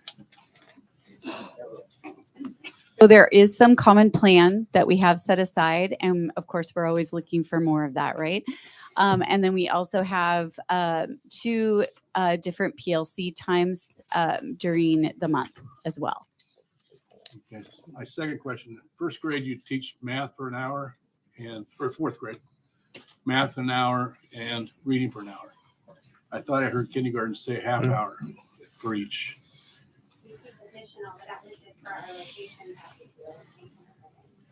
So do you teach, you do an hour in math and reading at kindergarten too? That Not a block. Right. That half an hour is when we actually push staff in so that we can do that small group work that you saw on the screen. And at what, I'm sorry, go ahead. We're doing closer to 90 minutes for math right now. Right, that's what I heard. So at what level do you integrate the student voice and student choice? is there a particular grade level where that really becomes more predominant than At birth. Right? at birth? Yeah. I've been in kindergarten classrooms where students have a choice on the stations that they go to. I was just gonna say, well, and like a lot of things, like one of the things I do in my room is it's called a pixel, and they can choose different things that they're trying to. Laura actually, who stepped out, she works with the kids, so they know which math facts they're supposed to be working on. They can choose the games they do that. The pixels are optional of which ones they want to do. Do you need more work on long division, or do you need? And a pixel is something that gives them immediate feedback right away. So they know if they're just messing around and typing in numbers, it doesn't fill in the pixel picture, things like that. So that's where their choice comes in. Thank you. That answers my question thoroughly. Yeah, I think I could share with the audience too. On this choice in the kindergarten classroom, it's like a structured choice. So it was letter formation and letter work, but the way that they were doing the letter formation, they could make it with clay, they could make it with markers, they could identify letters that were already formed. There was just a wide variety of choice, but within this framework of letter identification. One fourth grade had 29 kids. How many fourth grade kids are in the other class?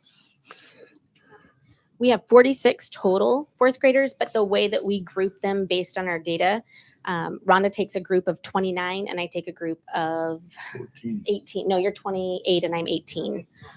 Yeah. So 46, 28, and 18 for our 90-minute math block.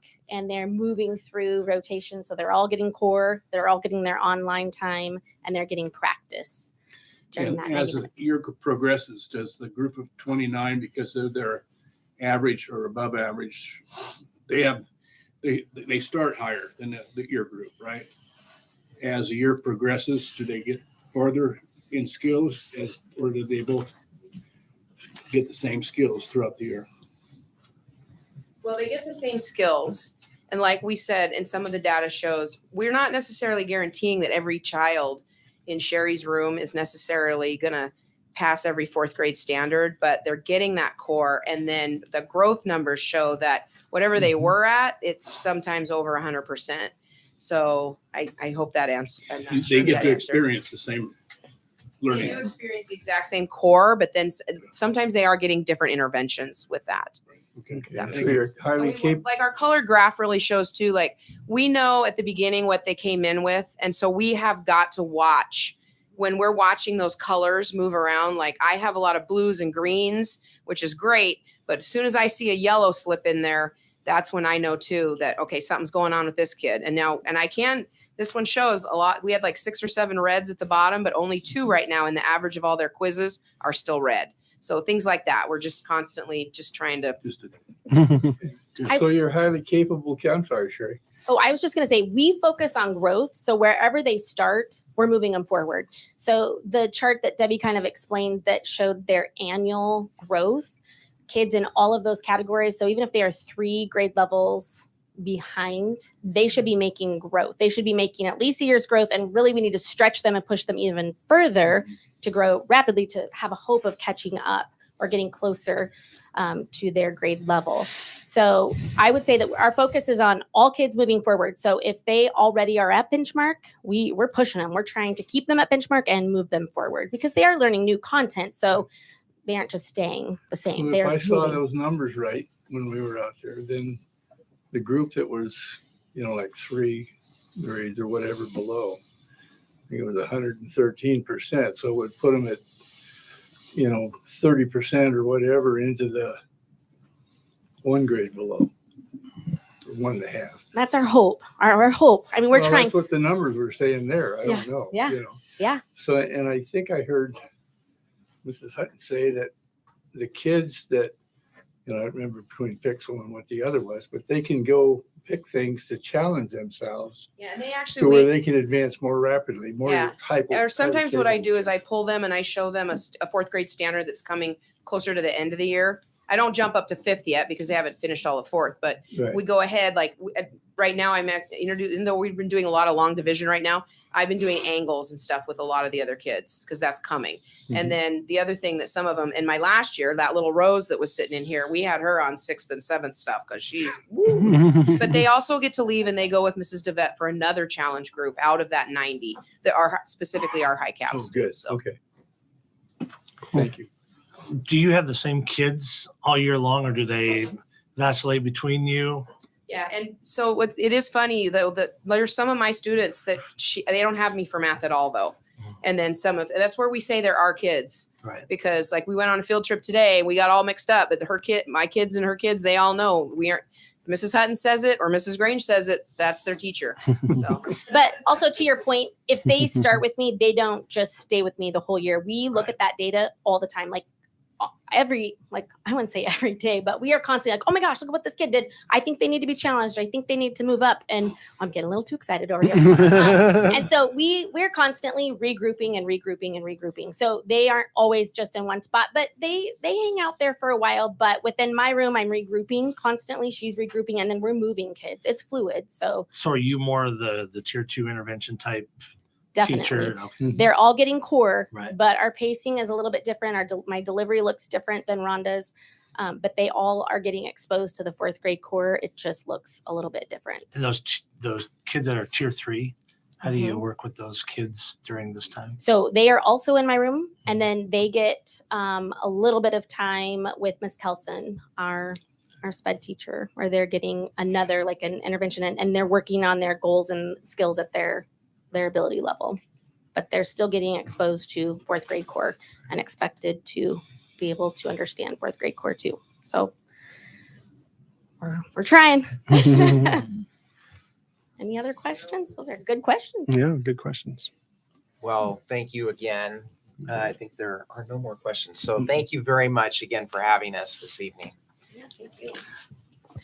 On to item 7, public comment of non-discussion items. And Stephanie, do we have the list?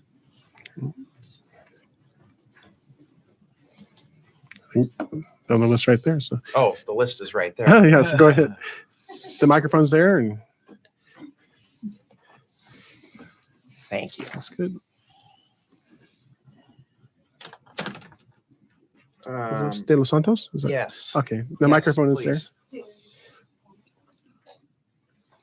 We don't have an interpreter. She didn't contact us. Okay. Yeah.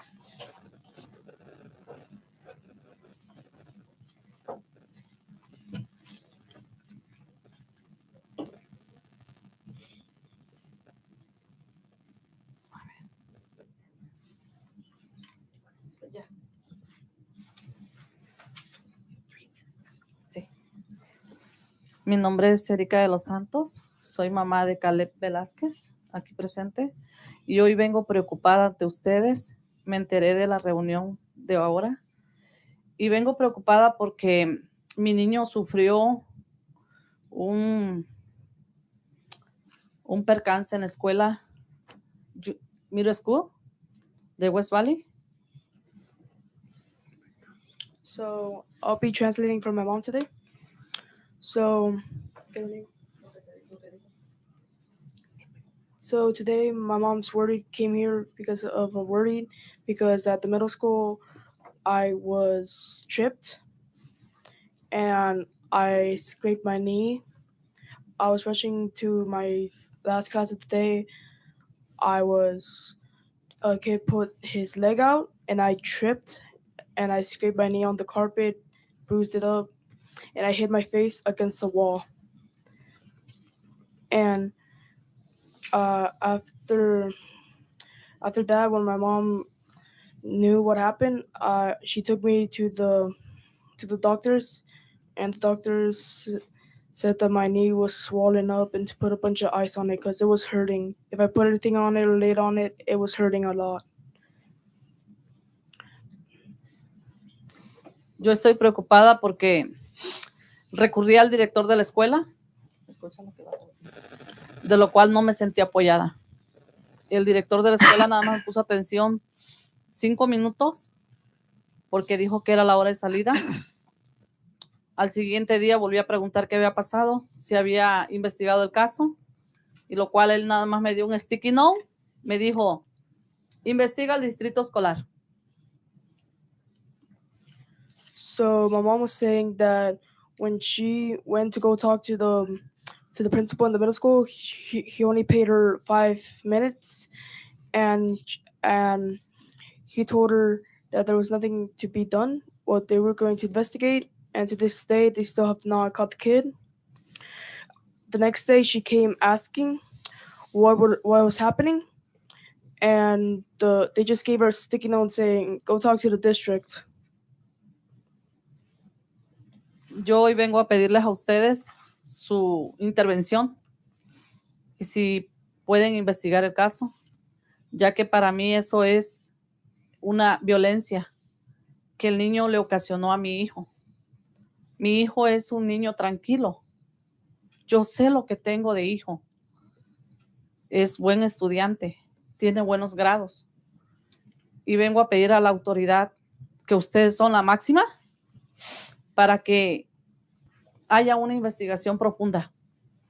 El director me dijo, en este lado no hay cámaras, no podemos hacer más. Imagínense ustedes si un niño trae una pistola y en ese lado que no hay cámaras se pone a disparar, o trae un cuchillo y se pone a matar niños. Yo hoy vengo preocupada.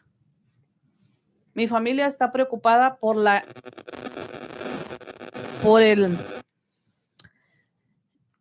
el riesgo que están los niños ahí. Yo sé que en todo el país hay riesgos, en donde quiera, pero me preocupa la escuela de mi hijo. So my mom is worried because where the incident happened, there's no cameras there. It's a blind spot. She's scared that what if a kid comes in there with a gun, starts shooting, or a knife, starts killing people. It's a blind spot, and she's asking you guys to maybe put some cameras there she's asking there to put some cameras to make sure there's extra security there. And she came here today to ask you guys if you can look further into my case and help us out a little more. Yes, thank you. Muchas gracias para esta allí. Thank you for coming to this night. And also, if you could ask your mother to stay after the meeting, I'd like to talk with her some more after the meeting. Okay. Okay. Okay. Gracias.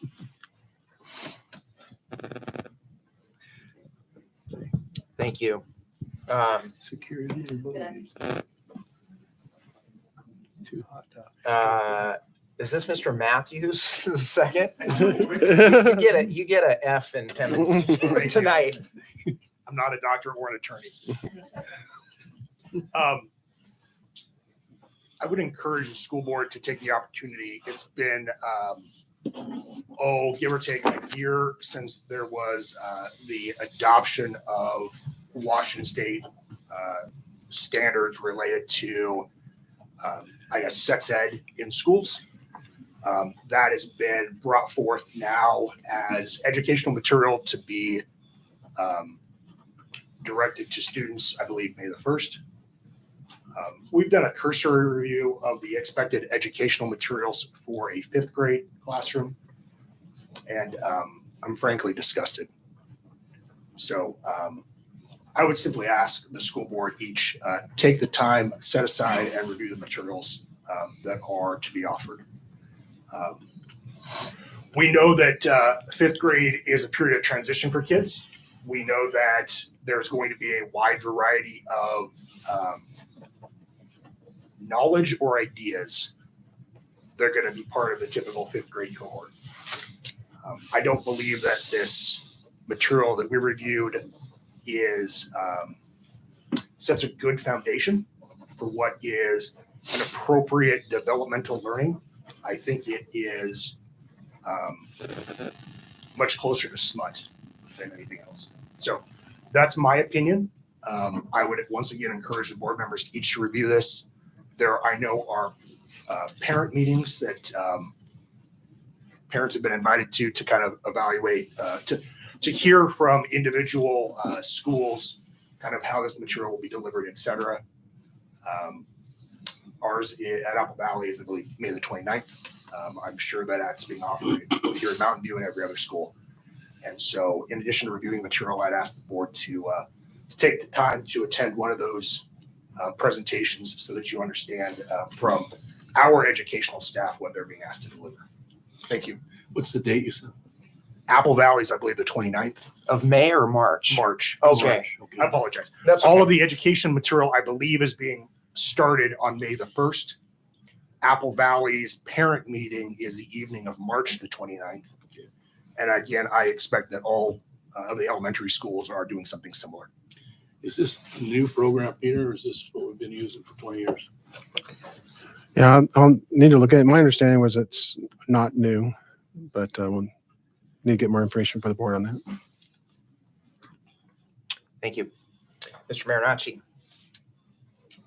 Good evening. My comments are centered around the data summit that was done during the study session. It would be helpful if, and Mr. Thorner was speaking a little bit about this, if the places where it had percentages throughout, could we put in the actual raw number? It was very difficult at times to find out if certain areas had meaning or not. From a demographic, we asked all these great demographic questions. I brought this up last year when the data summit was done. Can we ask if students are from a one-parent or two-parent home? Because I think that could add some insights as to the impact of some of the outcomes that we're seeing. Thank you for doing the survey. I thought that was great. And so thank you to Amy, because I know she had a big part of that. And I think it's just a great tool. And I hope you're probably on the docket. Let's post it on the website for the entire community to see. And I agree with the sentiments. If we could find a way to get more people to complete it. So fantastic. That's a great base to start off of. And I was interested to learn tonight about that the high school is now offering speech as part of Rec Queen. And I think some of you know that's near and dear to my heart. And we're talking about students trying to raise money for college and postgraduate. And so I'm here to say, and for those who are listening, Sunrise Rotary has a speech contest. And because of some of the teachers here at West Valley traditionally have done well, it's competition throughout Yakima County.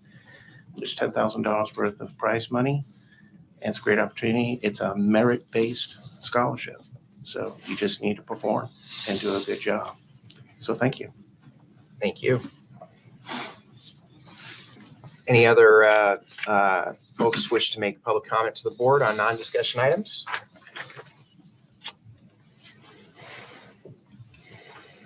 I'll close the public comment period. On to item 8, approval items. We have approval of minutes from February 28th, the board meeting on the 28th of February. Any questions, or I'll entertain a motion to approve the minutes. I'll move that we approve the minutes of February 28th. Mr. Meyer makes a motion.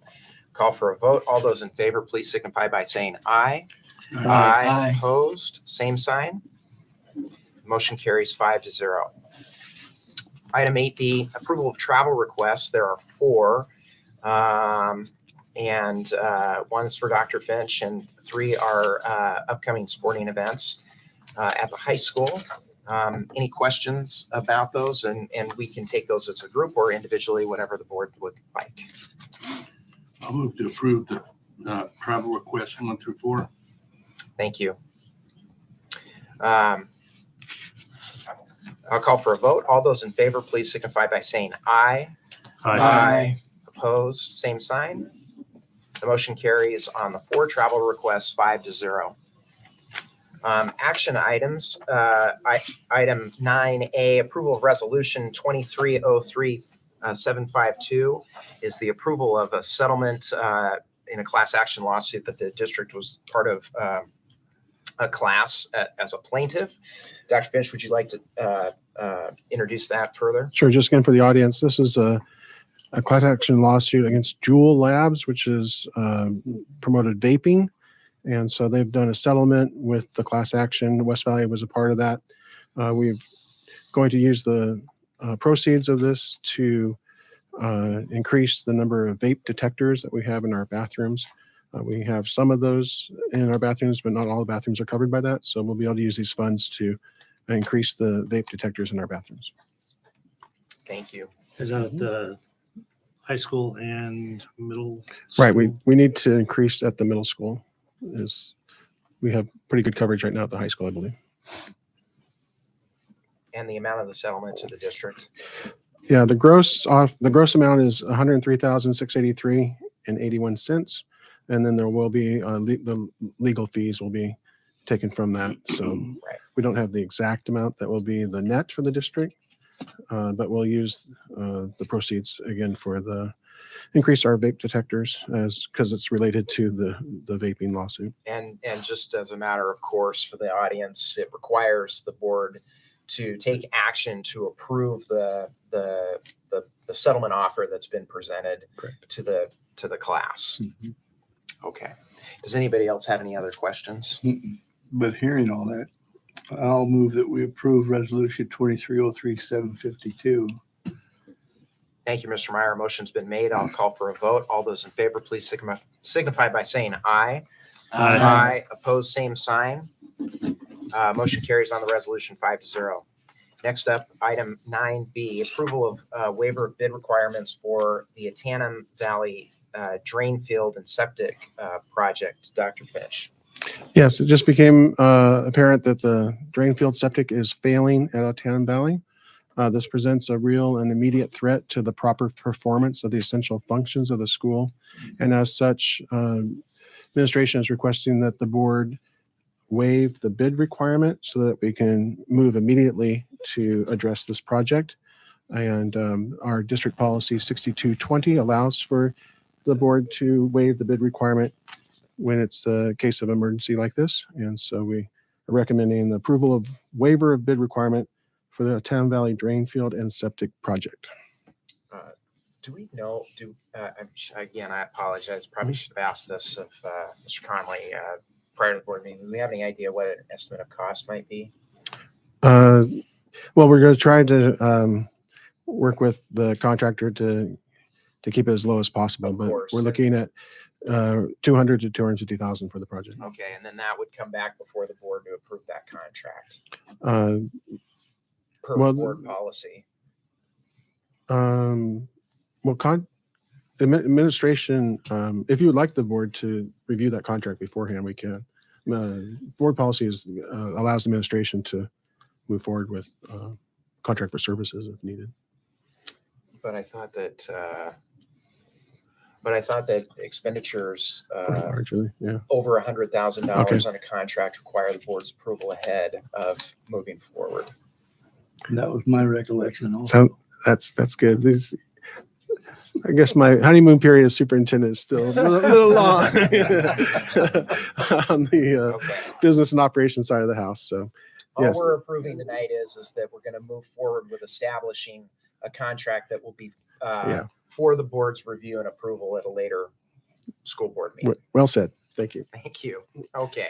I have a question. So, Dr. Finch, what are ramifications of any delays in getting this done? I mean, what's going to happen to us if we have to wait 2 weeks on this? Is it right? We're currently on a daily basis. We're pumping the drain field right now, and so it's $800 a day. Is that what we're spending to address the issue? $800 a day? Correct. How many days have we been doing this so far? It's just been about a week and a half is when we were notified. So about 10 days. Right. That's why we brought it as soon as possible to the board. So it was just last week when we were able to get into the board packet. Is there anything in the rules that say that in an emergency situation, we can act quicker than 2 weeks after we know about it? Yeah, I was just wondering the same thing. Well, just thinking out loud for a second. I mean, if there's a contract that is ready that requires our approval within board policy, then we can call a special school board meeting and convene it at the soonest possible convenience. And that would, I guess, be what I would suggest in this situation, to get going with the work and minimize the costs as best as we can. Thank you. Well, Okay. that's exactly Thank where I you. was going. If we could Okay, maybe well, consider using the some- verbiage that Mr. Thorner used, because I didn't go to that many years of school. I